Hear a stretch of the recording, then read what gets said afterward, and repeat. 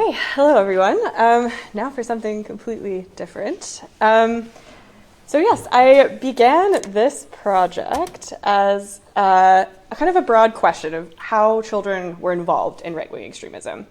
And then this slowly flipped because I realized I wasn't going to be speaking to any children with university ethics programs as they are. Yes, rightly so.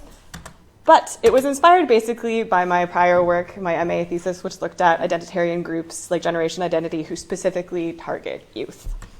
And also around increased concern about children becoming involved in right-wing extremism, hence my initial idea for this project. And finally, also the uptick in cases of children engaging with right-wing extremist content. So not just in action, but also video games and things like that. So questions from the media. I couldn't find any studies that looked specifically at children and propaganda. So this changed slightly. What I had been done with prior work at ICSR with colleagues there is looking at how groups like ISIS have used children in their propaganda. So we're probably familiar, unfortunately, with images like this. I'm going to highlight two studies here that kind of reiterate these facts, but basically what Watkin and Looney looked at is this news value framework. So why do we use children in propaganda? Well, it increases the newsworthiness of these pieces. So they looked at a set of different Islamist extremist magazines and basically found that there's differing underlying themes and reasons for maybe using children, but at the end of the day, all of these basically increase the newsworthiness of this content. Particularly the emotional reaction to seeing children engage in, as we see here, this prestigious boy-child perpetrators, but also, on the flip side, children living under the caliphate. Similarly, Moran looked at ISIS propaganda videos featuring children and found this sort of same thing, that the spectacle of violence, including the aesthetics, memorability, visibility, competitiveness, and novelty, that these images increased all of these and particularly got an emotional reaction to people looking at this content. Okay, so I was wondering then, how are children discussed in right-wing extremist spaces? I chose Telegram because I was comfortable with this platform. I'd spent a lot of time working on it in my prior work at Institute for Strategic Dialogue. I was curious, who is the intended audience of this content? So is Telegram as a platform, is this content aimed at parents, children, neither? We'll see. And finally, what themes could be constructed from this content? Okay. So, my data. So I'm not going to go into the really detail of this because I think we're all vaguely familiar with what Telegram is, but it's an encrypted messaging application with both public and private channels. All of my work was on public channels, so sort of a one-to-many discussions here. There was no private one-to-one messages, and I didn't collect any data that was identifiable to an individual. These were just channels run by sometimes an individual, in the sense that there's a couple cases where these were channels where people were trying to make money off of things. So a guy named David Avocado Wolf, who you may or may not be familiar with. Okay. So what I did was take 10 public channels with the most members. I was interested in things that got the most viewership, basically. But then also, because I was focusing on children and family, I wanted to look at channels that were specifically mentioning children and family. So I took 5 of those. This is an example. So right-wing extremist relevant, I'm saying, is because they had recently posted something that adhered to a definition of right-wing extremism, or, as in the case here with Balam Akta, they had specifically said, we are an ultra-right, not so impartial, crisis-focused news aggregator. Okay, so not just right-wing extremist groups, but just relevant channels. What did I do? This is qualitative to the T, so what did I do? I went in there and I gathered by hand the last 10 messages from 2022 containing the keywords children. I took screenshots and kept the links to those, so that left me with 150 messages in total. And what I analyzed then was all of the message content, the text, the embedded videos, the images, and the user comments, but again, not collecting any of the identifiable information potentially. Basically, what I wanted to do was ensure that this kept me on Telegram, so I wasn't visiting necessarily all of the external websites, but if the video was embedded there, I watched it. Okay, and my methodology. So as per our guidelines here, I won't spend too much time on this, but because I am a qualitative research nerd, please allow me to have a little bit of time to talk about this. So why did I choose reflexive thematic analysis? Well, my data contain a mix of text, images, embedded content, as I just said, and all of these can be analyzed using RTA. I use Brown and Clark's reflexive thematic analysis. So there's roughly 6 steps to this. The first one, data familiarization. It's not just about getting to know your data, but getting to know yourself as a researcher and how you approach the data. So this includes what I've done in the past, my own biases, my personal experiences. Why is this important? Is because Brown and Clark say you don't just find themes in the data, you create them as a researcher. So you need to understand why you might be creating certain themes. Again, this is not necessarily a limitation, but it has to be talked about in order for this to be rigorous and good research. Okay, so for me, that meant I'm a constructivist. I don't believe that there's a single universal truth. And instead, this text and the languages here allow me to get a glimpse, and now you, and to understand how other people are creating their own realities out of this content.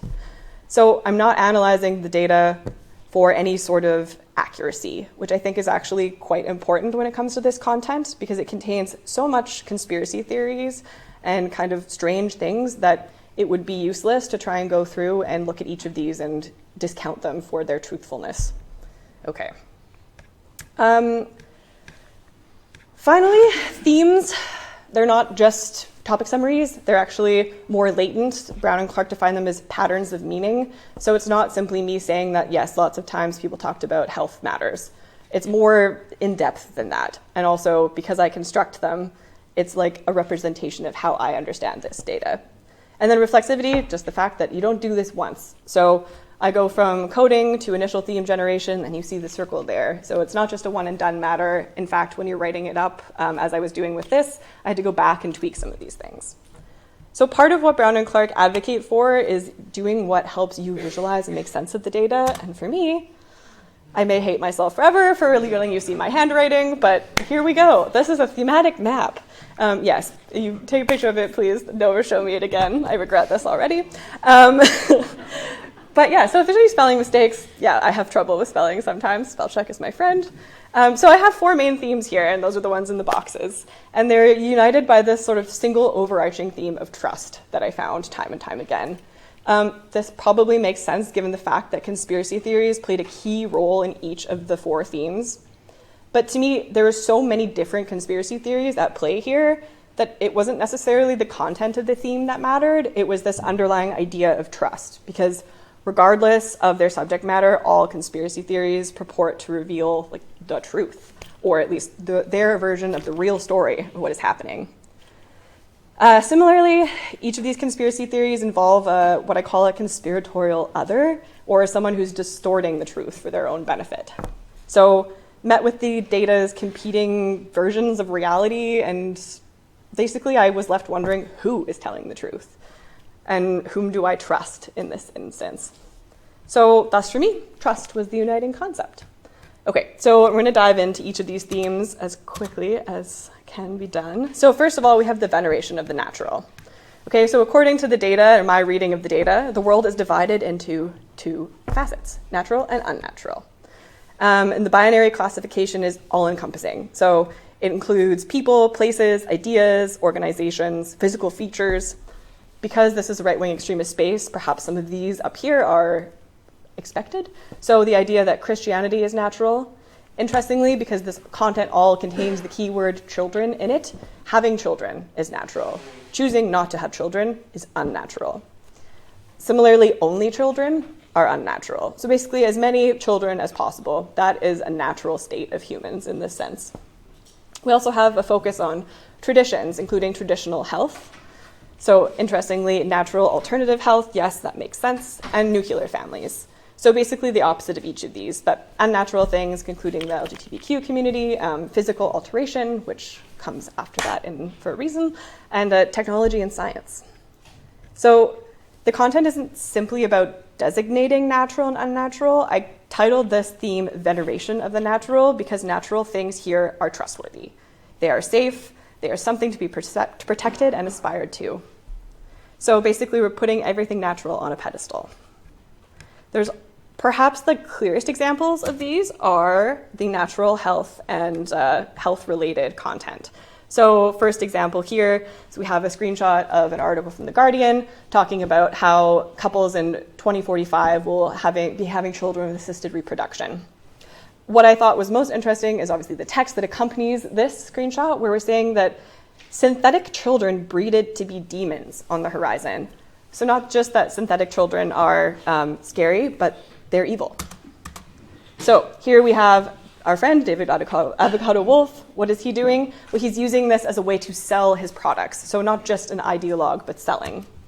Here we also have the idea that California is now a sanctuary state for mutilating children. So alteration, not just gender affirming, but mutilating and anti-vax stuff. So I'm running out of time, so I'm going to squeeze through here. But basically this idea about parents knowing best is that the parent-child bond is like the most important thing that exists.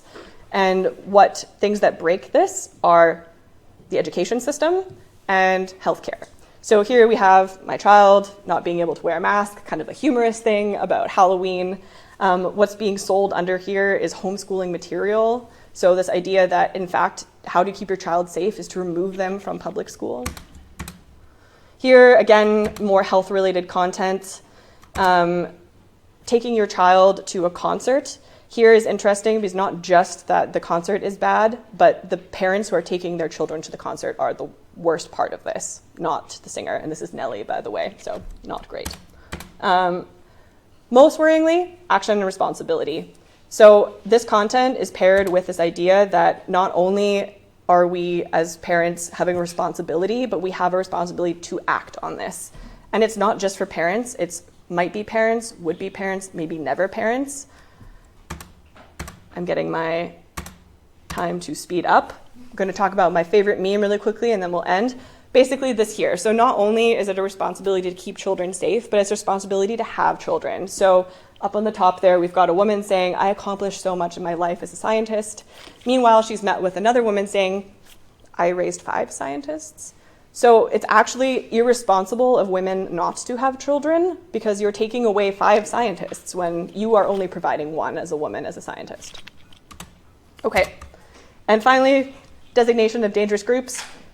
Things we see in right-wing extremists all the time, but just the fact that these are ritualized and systemic, so they're built together, they're hard to get rid of, some repeat actors, but this is where you get a lot of the anti-institution stuff.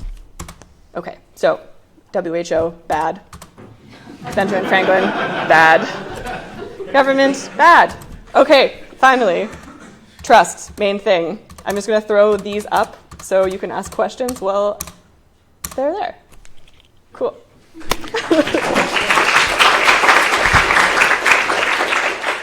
like your handwriting, by the way. Oh, thanks. Questions, please. What are the policy implications of your research, especially Yeah. in terms of restoring trust, lost trust? Ooh, I personally can't speak to the restoring of trust necessarily, but my most worrying thing that I got from this is the isolation factor here. So this idea that as a parent, you're already emotional and you're worried for your child for obvious reasons, but then you get into this sort of cyclical idea of a conspiracy theory that erodes trust, which then makes you more likely to believe in another conspiracy theory. And then the prescribed action here is to remove yourself from these institutions, which are homeschooling or taking your child away from healthcare, something like that. So the fix for that, I can't say, but yeah. Is your research based more in the United States or elsewhere? Yeah, so I'm Canadian, but yes, I've worked here and done a little bit of work in the US as well. So this was kind of an international, these channels weren't based geographically anywhere. Most stuff is English language speaking is vaguely, US centric, but you could see some of the screenshots were from The Guardian. So there's a really international focus here, and homeschooling was talked about in a number of different contexts and countries. Yeah. It's huge in the US. Yes. Yeah. There's a huge sect of people. So that's my next project, hopefully, is looking at the content in that. Yeah. Thank you. Thanks. Hi, I'm wondering if you've looked at all kind of into the reception of those messages. Was it mostly like thumbs ups and hearts, or was there kind of in-depth discussion going on afterwards around the things that they shared? Yeah, not so much like critical discussion in that sense, but some of the things had like hundreds of comments on them, and it was sort of a debate about like, let me share my story about my child's experience in school and why I decided to homeschool them, or why I never sent them back after the COVID lockdowns and things like that. So yeah, lots of reaction, and I think that's partly because I took them from some of those biggest channels that had the most members. Yeah, and then some agreement of like, for instance, designating, talking about pedophiles and the satanic panics, sort of that recycling of conspiracy theory content, which I found quite interesting, but people commenting on being like, I remember that from when I was a kid, or so and so. So yeah, lots of discussion.